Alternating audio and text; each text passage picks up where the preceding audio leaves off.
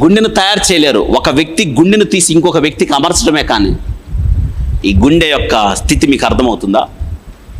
అందుకే గుండెను కాపాడుకో, అన్నిటికన్నా ముఖ్యంగా నీ గుండెను నువ్వు కాపాడుకో. వినండి, ఏలియా జీవితంలో జరిగింది ఏంటంటే, ఏలియా చాలామంది అంటారు నిద్ర పట్టట్లేదని. నేను ఒక మాట చెప్తానండి, నేను అడిగే మాట, ఎన్ని గంటలకు తిన్నావు రాత్రి? లేటుగా తిన్నాను, అందుకే నిద్ర పట్ల.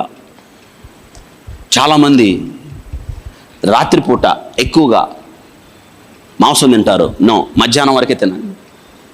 ఒకవేళ తినాలి అనుకుంటే 6 గంటలకల్లా తినేయాలి, తక్కువ తినాలి. వింటున్నారా? తక్కువగా తినాలి. ఉదయకాలం రాజులాగా తినండి, మధ్యాహ్నం మిడిల్ క్లాస్ లాగా తినండి, సాయంత్రం పూట అడుక్కునేవాళ్ళగా తినండి, బెగ్గరలాగా తినాలి, కొంచెమే తినాలి.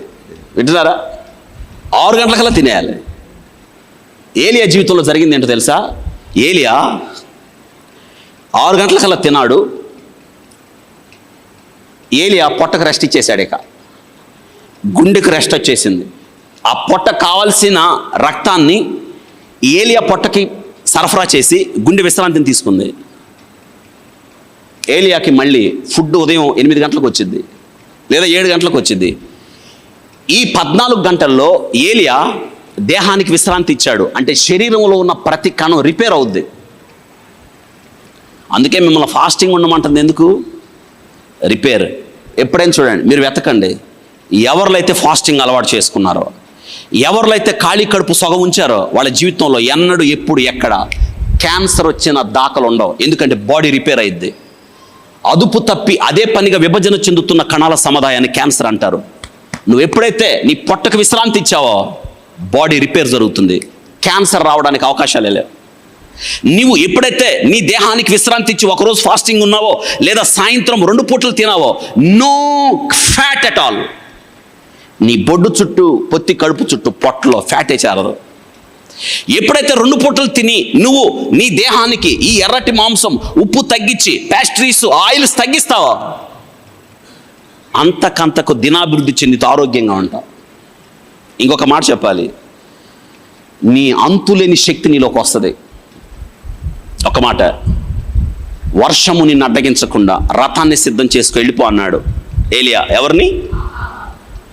నడుము కట్టుకొని ఏలియా బయలుదేరాడు, పరిగెత్తి వెళ్ళాడు. ఆయన రథం మీద వెళ్ళాడు. ఎవరు ముందు చేరారు? ఎనర్జీ లెవెల్స్ 2 సార్లు తిన్నవాడికే. ఎంత ఎనర్జీ, ఎంత శక్తి కదా!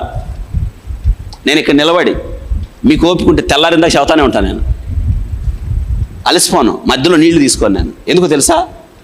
నేనేం తినాలో తెలుసు, ఎంత తినాలో తెలుసు, ఎప్పుడు తినాలో తెలుసు, ఎందుకు తినాలో తెలుసు. నా జీవితంలో ఇది నాది కాదన్నప్పుడు నేను ఎప్పుడు తిన్నాను తెలుసా?